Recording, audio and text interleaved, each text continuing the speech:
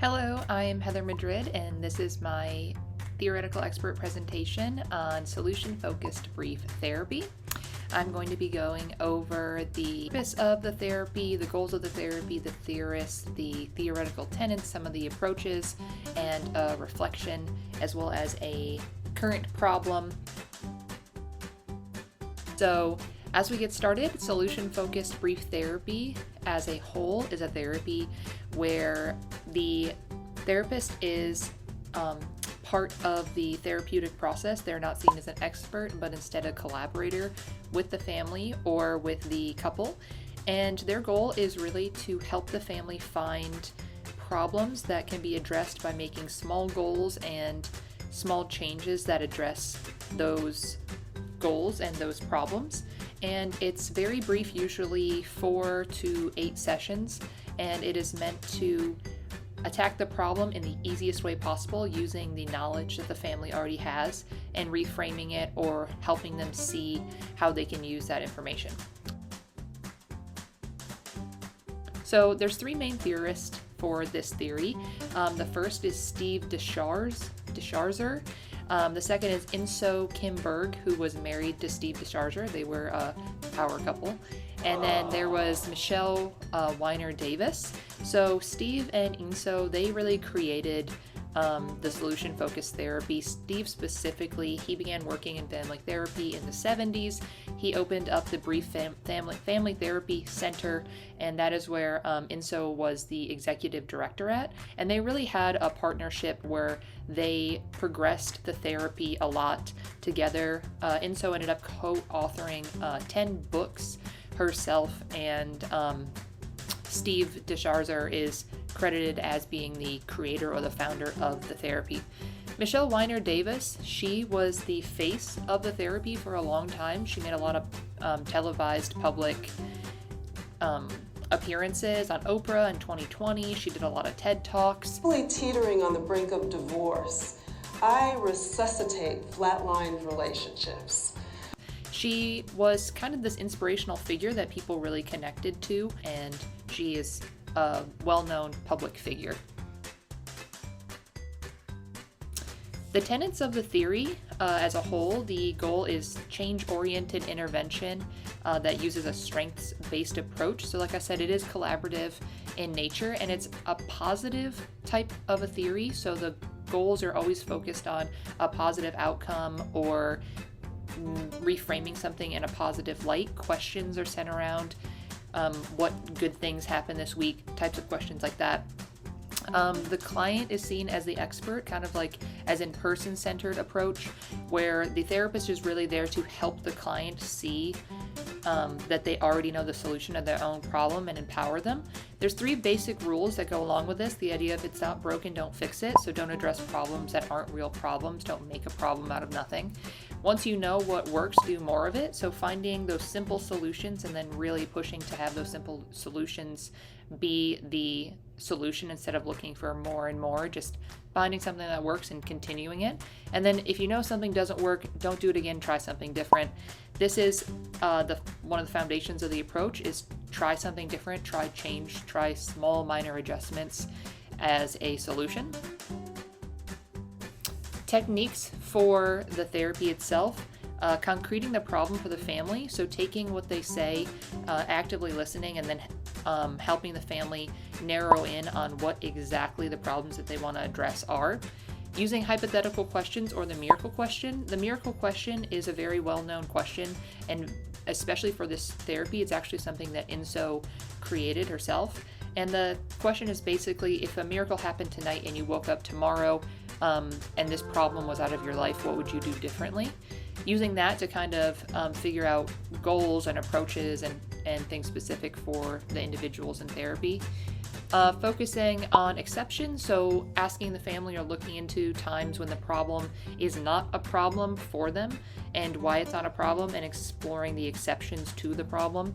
Scaling, which is using a number system from 1 to 10 to see how the problem is affecting them, and improvement for the problem. Promoting second order, this is when there's a change in the organizational structure of the family. So if there's a fight at, let's say, dinner time every single night, maybe maybe changing the time of dinner time, or figuring out why it is that the fight is occurring at that time, or changing dinner to only being 15 minutes instead of an hour, or maybe limiting the fight after dinner until the family is able to discuss things in a healthy way. Using compliments, this is where the therapist can write written messages or orally give compliments to the family to praise them, to showcase things that they are doing well, and to give some positive reinforcement. Providing clues, this shows the family where there are parts of intervention that they are already doing in their life that don't need to be changed, that they can just actively start doing. So if a family member says something like, I wish there was more communication, the therapist could point out that the family is communicating and communicating a lot during the day, and they can use that communication that's already in place as an intervention instead of creating a whole new time or place or setting where communication has to happen. And skeleton keys, this is a universal approach where the therapist can suggest something that is kind of a tried and true type of a thing, like making observations when things happen or trying something different. It's not anything that is high risk or radical for the family. Usually people are comfortable using the skeleton key approaches, and they are gentle ways that the therapist can suggest universal approaches for the family. Of this therapy, so typically when a family would come in, because it's a non-systematic approach and the therapist is a collaborator and a non-expert, the family would do an introduction and the therapist would categorize the family members as a visitor, a complainer, or a customer. And based on that, they would know how involved they would need to be in the therapeutic process. They would actively listen to the family's complaints, and they would help them categorize the most important problems and the goals that they want to set for each one. The family is asked then at that point optimistic questions, things to help them define the problem more specifically. Therapist then would set up a plan to use techniques for the upcoming sessions. So that would be like the skeleton keys and everything, and all the techniques to help them work through finding solutions for their problems. And finally, the family would be encouraged to set those small goals and to track progress on those small goals, and to tap into their own internal resources to problem solve them instead of look for new or different strategies. They would be asked to reframe or find solutions that are already there by just making minor changes. So specific problems that when I was looking up articles that I thought applied to marriage and family therapy as a whole, and specifically that could apply to solution focused therapy, I thought that COVID was a pretty good one, because COVID is a problem for everyone with therapy. Not being able to do in-person or face-to-face adds another barrier for people seeking treatment. Along with COVID, kind of two subcategories of COVID are the amount of time that therapists now have, because a lot of their appointments are virtual, and with people seeking treatment, this can lead to another barrier if things go wrong with technology. And technology itself I put as another barrier, because it may keep out a certain age group of, let's say, 60 plus or maybe 18 and below from being able to get treatment, because they're relying on other people to help them with technology. So the first article that I found I thought was interesting was about COVID itself, and it was a research study that is just beginning, and it is focused on using online technology for depression in adolescents for solution-focused therapy. I thought this was interesting because it showed that even though there is a current problem with COVID, that solution-focused therapy is being tested in the field to address some of these problems directly. So it is actively being used and actively being tried in the field for some of these ongoing issues. Along with that, there was another study about chat therapy, which I had never heard of, and solution-focused therapy in a chat room setting for teenagers. And they basically set up a study, and they allowed for solution-focused therapy to be done online, and they found significant results that depression and the effectiveness of therapy through solution focus and chat therapy was seen to be effective. I thought this was really encouraging, because I know for adolescents that in-person therapy or even teletherapy can be very awkward and uncomfortable, and I thought this was a very promising look at a technological barrier for a different generation. And then lastly, the time problem of the therapist trying to fit more appointments in virtually and there being a problem.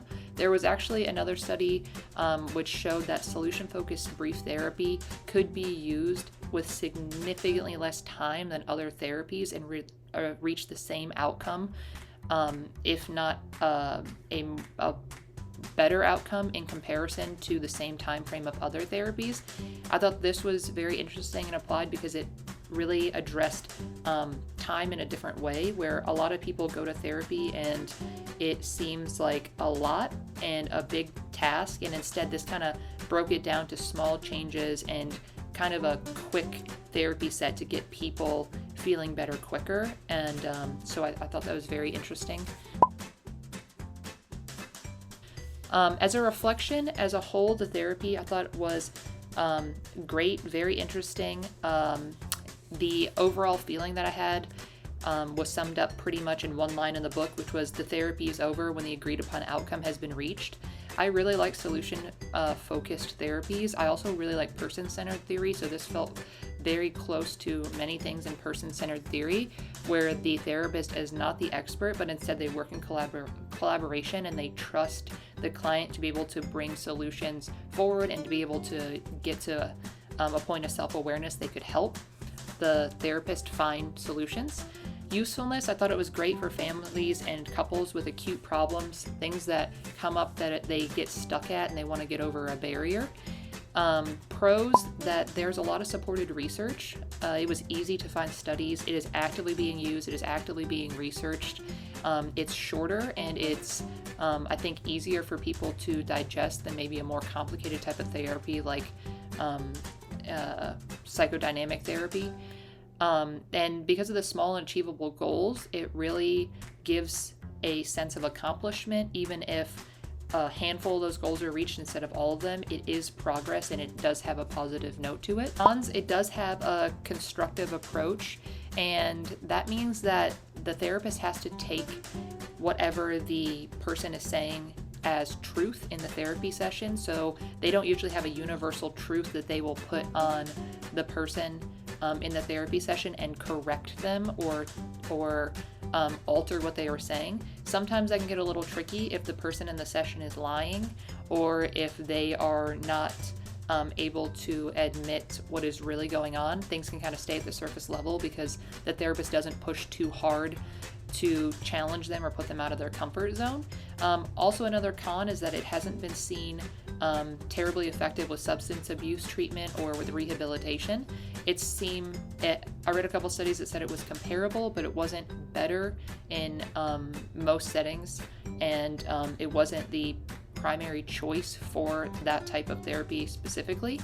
The population, this would be used for people with not serious mental illnesses that needed like hospitalization or long-term care, but it would be used instead for families, couples, or it looked like it was very effective in many studies for intellectual disabilities as well, or families dealing with problems with intellectual disabilities.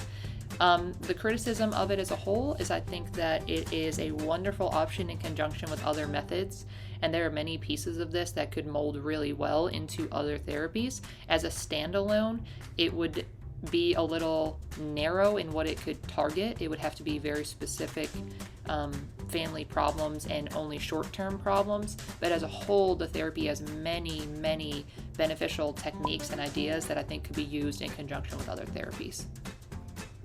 So that's it. That's my presentation, and yeah.